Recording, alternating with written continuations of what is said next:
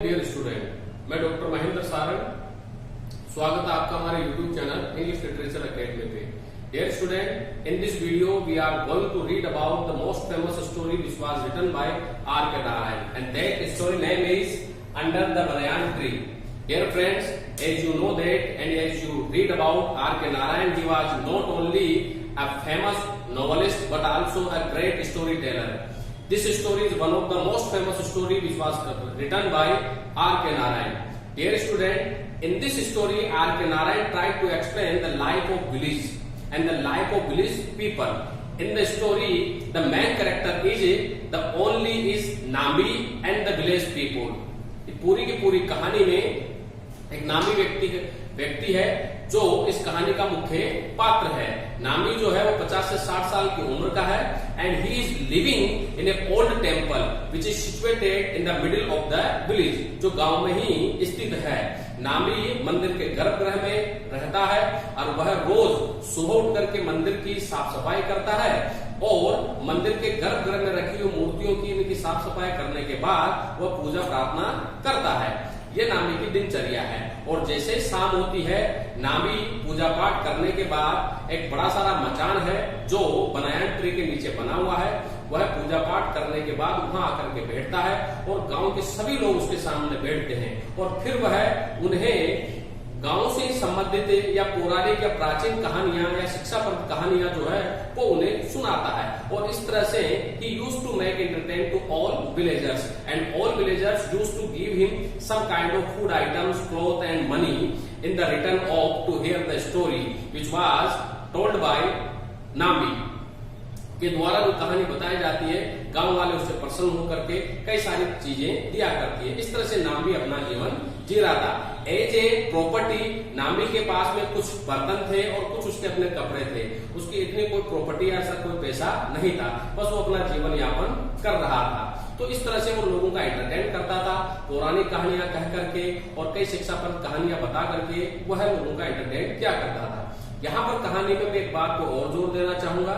नामी के द्वारा जो कहानी सुनाई जाती थी वो एक यूनिक स्टाइल थी नामी की। नामी पहले मंदिर में जाके पूजा प्रार्थना करता था स्नान वगैरह करने के बाद और फिर वो उसी मचान पे आके उसी पेड़ के नीचे आकर के वह कहानी कहता था और कहानी कहने का जो तरीका होता था वो इस तरह होता था। पहले 2 या 3 दिन वह कहानी का इंट्रोडक्शन देता था, उसका प्लॉट तैयार करता था, उसके कैरेक्टरों के बारे में सभी लोगों को बारीकी से बताता था ताकि सभी लोग उसकी कहानी समझ सके। वो कहानी इस तरह से सुनाता था कि सभी लोगों को वो बांध सके और लोग बहुत ही इंटरेस्ट से उसकी कहानी को सुना करता था और धीरे धीरे वो पूरी कहानी के प्लॉट और पूरी कहानी में जो कैरेक्टर है उनके रिलेशंस को बताते हुए बहुत ही यूनिक तरीके से वो कहानी कहता था। So all the villagers used to take interest in these stories which was told by the Nami. नामी के द्वारा बताए गए हर कहानी में ग्रामीण रुचि लेते थे और there was a great enthusiasm in the people of the village to hear the story of नामी। नामी की कहानी सुनने का बड़ा उत्साह रहा करता था लोगों का। लेकिन अब नामी धीरे धीरे एजेड होता जा रहा था। अब जब वो कहानी सुनाने लगा तो वह कहानी में अब अटकने लगा था, वो कैरेक्टर भूलने लगा था, जिससे जो कहानी का जो रिदम है वो उसका टूटने लगा था। इसीलिए ग्रामीण लोग अब उसकी कहानी को सुनने में ज्यादा इंटरेस्ट नहीं लेते थे। लेकिन नामी जो है वो कोशिश कर रहा था। धीरे धीरे लोगों की संख्या कम होने लगी। नाउ नामी was in great worried in great सोरो टू वॉच दिस। नामी ये देख करके बहुत दुखी और बहुत परेशान हुआ और उसने धीरे धीरे कहानी कहना बंद कर दिया। लोगों की संख्या भी बहुत कम आने लगी, नामी बहुत दुखी रहने लगा। लेकिन एक दिन नामी ने पूरे गांव में प्रचार किया कि आज वह बहुत इंटरेस्टिंग कहानी सुनाएगा तो सभी को मंदिर आना है और उसने बहुत ही एनर्जेटिक तरीके से इसका प्रचार किया। तो सभी ग्रामीण जो है उस दिन मंदिर में आए। नामी ने एज यूजुअल तरीके से स्नान करके मंदिर में पूजा पाठ करके और ज्योति पाठ करके वह कहानी सुनाने लगा और वह सभी लोगों के सामने नतमस्तक होकर के ये कहता है, प्यारे भाइयों, अब मैं कहानी कहने में समर्थ नहीं हूँ, मैं वृद्ध हो चुका हूँ और मैं कई सारी चीजें भूलने लगा हूँ, इसीलिए अब आप यहाँ पर कहानी सुनने न आया करें, अब मैं आपका एंटरटेन नहीं कर पाऊंगा। इसके लिए वो सभी से माफी मांगता है और अपने शब्दों को यही विराम देता है। तो इस तरह से वो सभी लोगों को अपनी असमर्थता जाहिर करता है। लोग उसके इस बात का कद्र करते हैं और उसका सम्मान में कोई कमी नहीं रहती है। तो dear student, this is the story which was written by R K. Narayan. as a main factor of R.K. Narayan, he wrote this story to explain the culture of village life and to explain the manner of village people.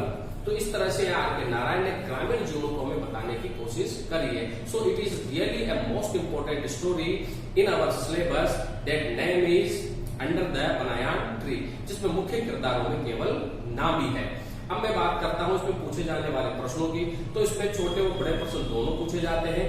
बड़े प्रश्न आप जब भी लिखें तब आप बिना पॉइंटों के न लिखे, पॉइंट लिखे जिसमें राइटर का इंट्रोडक्शन, यहाँ पे स्टोरी का इंट्रोडक्शन आएगा, मेन कैरेक्टरों में नाम भी आएगा, थीम, प्लॉट और समरी को लिखते हुए आप इसका बड़ा आंसर लिखें ताकि आप पूरे वर्ड लिमिट को कंप्लीट कर सके.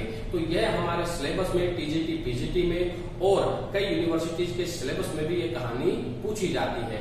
कहानी कैसी लगी आप कमेंट लिख करके मुझे जरूर भेजें और आपके सुझाव भी मुझे जरूर देखें. वीडियो को अंत तक जरूर देखें, लाइक और सब्सक्राइब जरूर करें. Thank you very much dear friends, बहुत बहुत धन्यवाद.